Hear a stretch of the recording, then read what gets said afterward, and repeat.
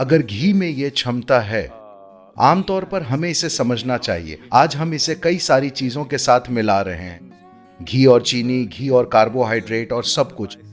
आमतौर पर पारंपरिक रूप से घी को पहले निवाले के रूप में खाया जाता था, और घी के साथ पहला निवाला खाने का विचार यह है कि घी एक चिकनाई वाला पदार्थ है जो पूरी आहार नली को चिकनाई देता है। आपको सबसे पहले इसे ही खाना चाहिए ताकि ये भोजन के प्रवाह को आसान बना दे। और भारत में एक कारण ये भी है कि कई तरीकों से मिर्च भारत का मिजाज है, ठीक है?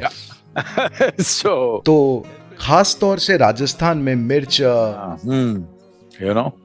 क्योंकि अगर एक ऊंट भी खाता है तो ये स्वादिष्ट होना चाहिए।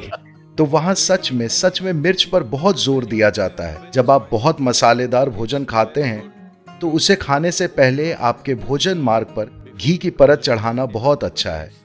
आंध्र प्रदेश में, राजस्थान में, दूसरी कई जगहों पर जहाँ कहीं भी बहुत गर्म मसालेदार भोजन होता है, वहाँ घी खाना भारतीय परंपरा का एक हिस्सा रहा है। उसे अलग रख दें तो घी का महत्व यह है कि ये आहार नली को साफ रखता है।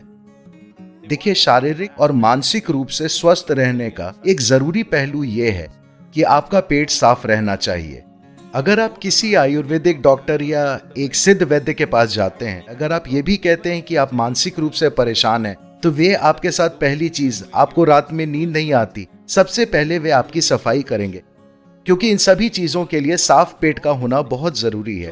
तो जो व्यक्ति घी का उचित तरीके से सेवन करता है, उसका पेट हमेशा साफ रहेगा, क्योंकि वहां कुछ नहीं चिपकता, वहां कुछ भी लंबे समय तक नहीं ठहरता। Today, colon cancer, intestinal cancer are becoming so big. आज पेट का कैंसर, आंत का कैंसर बहुत ज्यादा हो रहा है। ऐसा नहीं है कि आप इसे पूरी तरह रोक सकते हैं, पर अगर एक निश्चित मात्रा में घी का सेवन किया जाए तो ये घटना बहुत कम होगी।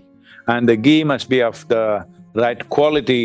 I don't know what. और घी सही गुणवत्ता का ही होना चाहिए।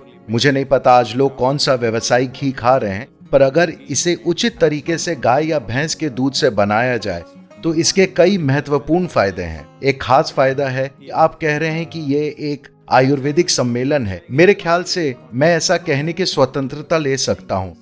ये सिस्टम के भीतर आभा को बढ़ाता है, कोशिकीय आभा ऊंची उठेगी, And you will have a.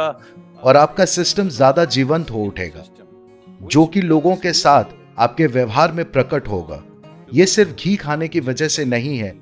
अगर आप घी और कार्बोहाइड्रेट, घी और चीनी एक साथ खाते हैं तो ये फैट के रूप में जम जाता है। पर अगर आप सिर्फ घी खाते हैं या भोजन के पहले निवाले के साथ थोड़ा घी खाते हैं तो ये चिकनाई के रूप में ज्यादा काम करता है। जब घी अकेला शरीर में जाता है तो उसे पचाने की शरीर की क्षमता बहुत कम हो जाती है, पर जब ये किसी चीज के साथ मिलकर शरीर में जाता है तो ये फैट इकट्ठा करता है। तो सुस्त जीवन के लिए, आपके सवाल में सुस्त जीवन का मुद्दा था, जो तभी होता है जब आप उसे चीनी और कार्बोहाइड्रेट के साथ मिलाते हैं, वरना घी आपको किसी भी तरह मोटा नहीं करता। ये आहार नली में एक चिकनाई वाले पदार्थ के रूप में ज्यादा काम करता है।